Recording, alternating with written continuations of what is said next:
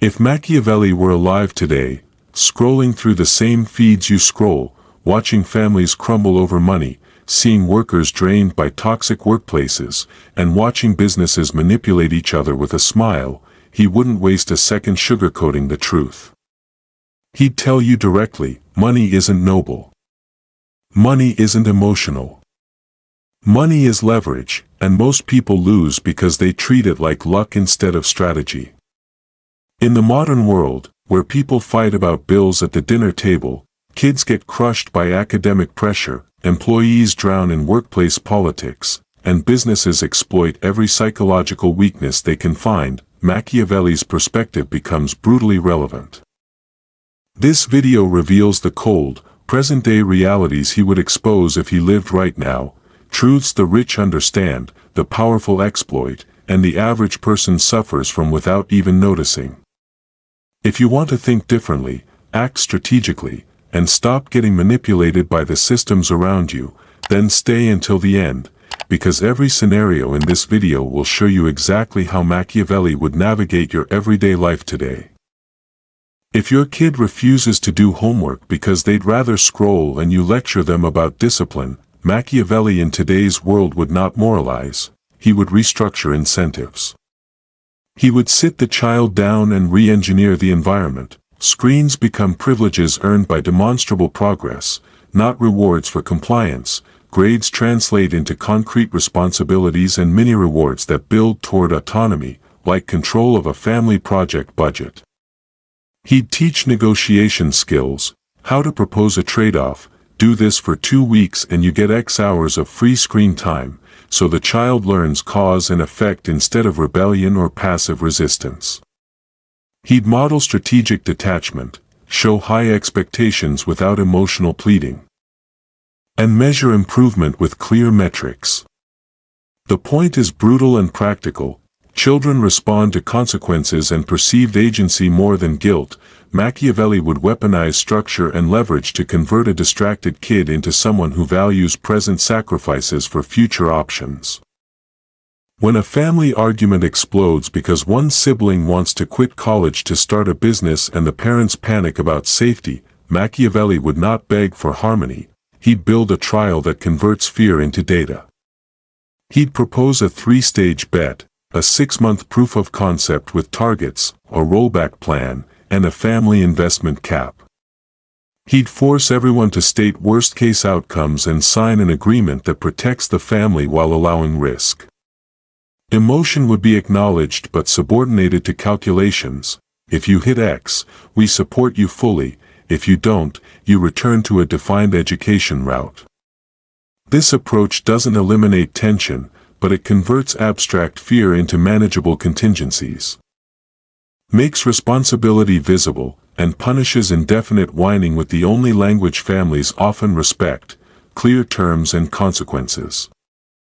If your child brags about being the smartest in class yet fails socially and can't get internships, Machiavelli would treat educational prowess as a currency of social capital, not a solitary ego trophy. He would coach the child to convert academic merit into strategic relationships, reach out to teachers with value-driven help, volunteer for projects that put them in proximity to people who control opportunities, and package achievements into persuasive narratives for internships. He'd design social experiments where the kid publicly helps others with their work to gain allies. Because power in education today is relational, recommendations, networks, and endorsements, so raw intelligence alone is wasted if it sits inside a silo. Machiavelli's lesson: transform private skill into public leverage. When a workplace becomes toxic because everyone keeps their head down and your manager hoards credit, Machiavelli would recommend a calibrated posture of visibility paired with defensible records. He'd teach you to document wins in ways that look collaborative but place you centrally, email summaries that CC the right people, short updates that position you as the problem solver, and discreet alliances with colleagues who can vouch for you. He'd counsel controlled generosity, help the right people in return for future favors, and avoid burning bridges with higher-ups while building lateral networks. He'd also run risk assessments, If the environment is a career sinkhole, exit plans are acceptable. In short, protect your reputation, make your contribution undeniable, and convert organizational politics into predictable transactions you can exploit. When a manager expects unpaid overtime and threatens reprisal for refusing, Machiavelli would not beg for fairness, he would negotiate from leverage. He'd calculate your alternatives. How long can you stay? What are your marketable skills? Who else needs you? He'd formalize value by presenting a concise case, documented deliverables, a cost-benefit of working hours, and a proposal that frames overtime as a paid premium or exchange for compressed deadlines and promotion criteria. If the manager refuses, Machiavelli would engineer a controlled exit or redeploy his network to find a role that values him. The takeaway: you don't suffer quietly, you convert your indispensability into bargaining chips. When parents argue about allowances, one parent thinks in life lessons, the other in practical preparation. Machiavelli would design a hybrid fiscal curriculum, allowance tied to responsibilities plus a mandatory savings and investment percentage, plus a tiny family tax that funds communal goals. He'd use the conflict to teach negotiation and accountability. Children pitch how they'll use money, prove discipline, and earn more autonomy. He'd remove moralizing and replace it with market-like mechanics: income, expenses, savings, and ROI on privileges. That makes financial literacy a lived experience and uses family friction as a laboratory for future resilience. If a student is failing because school schedules and bureaucratic systems punish sleep-deprived kids, Machiavelli wouldn't complain about the system, he'd hack it. He'd map the school's incentives, grading curves, teacher office hours, required participation, and design a schedule that hits maximum leverage points. Attend office hours to turn absences into partial credit, submit early drafts to secure goodwill, and join a study group that multiplies access to information. He'd force the student to become strategically present where it matters most, turning institutional inertia into predictable advantages. The lesson: institutions are malleable if you identify and exploit their reward nodes. When family business partners bicker over cash flow and legacy, Machiavelli would extract structure from emotion. He'd insist on immediate, brutally specific contracts, roles, salaries, vesting schedules, buyout clauses. He'd separate ownership and management decisions to avoid revenge-based disputes, and implement transparent reporting so no one can accuse the other of stealing.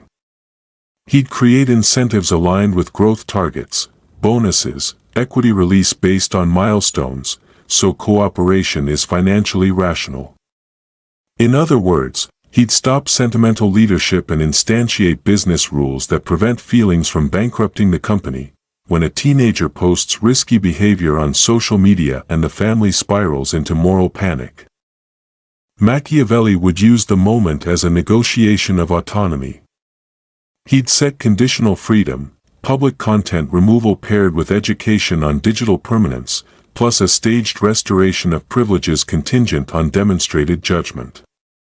He'd apply strategic shame sparingly, only when it creates a measurable behavior change, and lean more on future-oriented leverage, scholarships, internships, or family-backed projects that require responsible digital presence.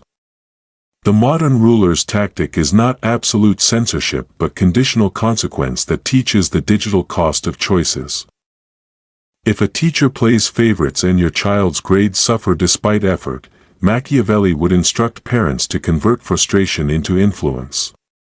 He'd orchestrate a series of non-confrontational moves, documented work submissions, polite but persistent meeting requests, and offerings of tangible help, for example, volunteering to tutor or supply classroom resources, that make the teacher's life easier while showcasing the child's engagement.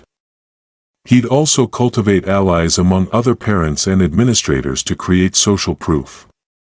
The goal is to change the teacher's cost-benefit calculation, reward cooperation rather than punish. That's how you win systems without moralizing. They bend when their incentives shift. When co-workers hoard information to secure their own positions, Machiavelli would advise turning scarcity into currency by becoming the hub. Share selectively, give enough to be seen as generous, but keep the critical knowledge that guarantees your uniqueness. Build an information pipeline where people come to you for synthesis and charge for it through visibility and recognition. At the same time, cultivate safety nets, backup copies, public documentation, so hoarding fails as a sabotage tactic. Machiavelli's modern playbook isn't about being the loudest, it's about being the indispensable node. When a small business owner faces a hostile supplier demanding higher prices, Machiavelli would respond like a strategist, diversify dependency and renegotiate terms with exit options. He'd quietly qualify alternative suppliers, aggregate buying power with peers, and bring hard data to renegotiations, showing volume, timeliness, and willingness to switch. If leverage is weak, he'd restructure payment terms to delay the hit or turn the supplier into an investor with skin in the game. The point is to avoid emotional pleading, use options, data, and the credible threat of departure to bend the negotiation in your favor. When parents argue about whether to bail out an adult child with debts, Machiavelli would not frame it as unconditional rescue, he'd treat it as an investment decision. He'd demand a repayment plan, financial education, and milestones that release additional aid. If the adult child resists, he'd use conditionality, housing tied to job search metrics, access to family funds contingent on counseling or budgeting. The strategy converts a potential long-term drain into a finite, measurable program that covers both care and accountability. Machiavelli's logic, charity without structure creates endless dependency. If a student is overwhelmed by extracurriculars and their application prospects look shaky, Machiavelli would cut noise and optimize for signaling. He'd evaluate which activities produce the highest return on time invested, leadership roles, unique projects, or measurable achievements, and focus on executing those with excellence rather than spreading thin. He'd coach the student to craft narratives around impact, what they changed, who benefited, because admission officers respond to results, not busywork. Efficiency over busyness is the modern Machiavellian creed. Amplify a few wins into a compelling dossier. When a mid-level executive is passed over for promotion because a rival is better at politicking. Machiavelli would teach a cold audit of relations and presentation. He'd map the decision-maker's incentives and tailor communication to those drivers. What does each stakeholder fear, desire, and need? He'd advise the executive to reframe their contributions in the language of those needs, manage up by proposing solutions to the boss's headaches, enlist allies who owe favors, and stage wins that are visible at the right time. If the organization proves irredeemably political, the final move is to monetize that expertise elsewhere, consultancy, internal transfer, or exit with a stronger bargaining position. When couples fight over money, one spends, the other hoards. Machiavelli would turn the dispute into a financial architecture problem. He'd propose separate discretionary accounts plus a joint strategy account for shared goals, each governed by transparent milestones. He'd introduce one-way incentives. If the saver meets agreed investment targets, the spender can access a discretionary bonus. If the spender consistently overshoots, the saver gets veto rights after preset thresholds. The strategy reframes moral judgment into measurable outcomes and aligns both parties to collective objectives rather than letting resentment fester. If a startup founder is negotiating with VCs who demand excessive control, Machiavelli would play dual tracks, accept enough capital to grow while preserving optionality. He'd propose milestone-based dilution rather than upfront surrender, bring multiple term sheets to create competition, and attach protective clauses that trigger only under specific failures. He'd also quietly develop alternative financing, revenue, angel networks, or strategic partnerships, so the VC's leverage evaporates. The modern Machiavellian tactic, Never be hostage to a single supplier of capital. Convert scarcity into choice. When siblings dispute an inheritance and emotions threaten family ruin, Machiavelli would insist on arbitration and phased execution. Immediate needs paid. Long-term assets held in trusts, and leadership roles assigned based on competence rather than primogeniture. He'd create governance structures with clear conflict resolution paths and transparent accounting. His goal would be to make betrayal costly and cooperation lucrative. Divide responsibilities, not resentment. Families that treat inheritances like governance problems avoid the endless lawsuits that destroy what the money was supposed to secure. When an employee is offered a job with stock options that look appealing but have heavy vesting and cliffs, Machiavelli would do the due diligence and negotiate clarity. He'd calculate the real value under different exit scenarios. Ask for acceleration clauses in the event of sale or layoff, and secure partial cash compensation to reduce downside. If the company resists, he'd either demand a higher salary to balance risk or walk. In Machiavelli's modern ledger, speculative promises without protective clauses are liabilities dressed as opportunity. If a parent expects a child to follow a secure career path and the child pursues passion projects that barely pay, Machiavelli would broker a staged transition, a parallel runway where the child maintains a stable income while validating the passion commercially for a fixed period. He'd require benchmarks and public accountability, monthly progress reports, revenue targets, and contingency plans, so the dream becomes a calculable project rather than a vague rebellion.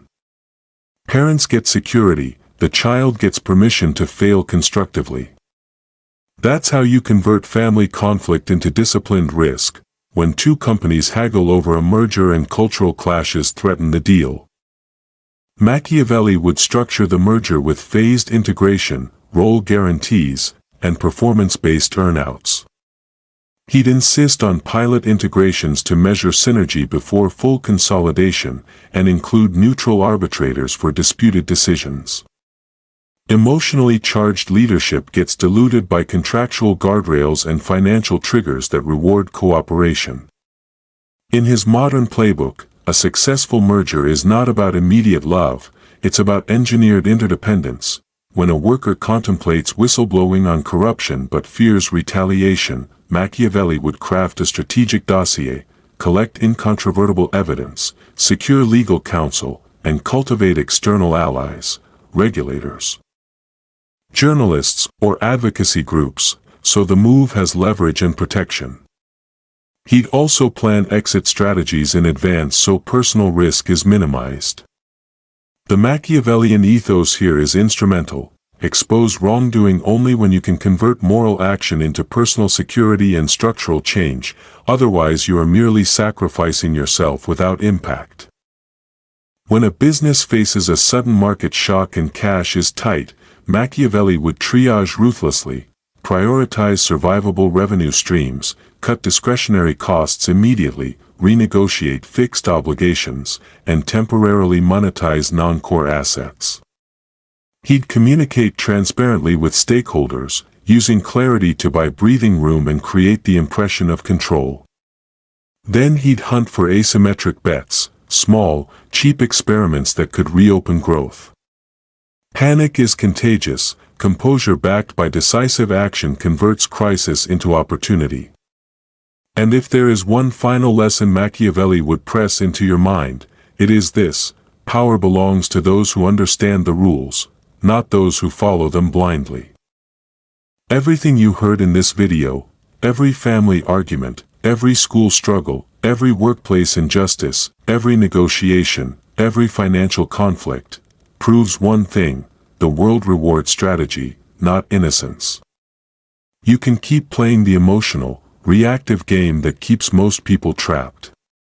Or you can start thinking like someone who understands human nature, incentives, and leverage. If this video opened your eyes, if it helped you see how modern life truly works, then don't just leave. Strengthen yourself. Learn more. Grow sharper. Hit the subscribe button so you never miss another Machiavellian breakdown. Like the video so this message spreads. Share it with someone who desperately needs a wake-up call. Because the world isn't getting easier, but you can get smarter. And those who refuse to adapt get ruled by those who do.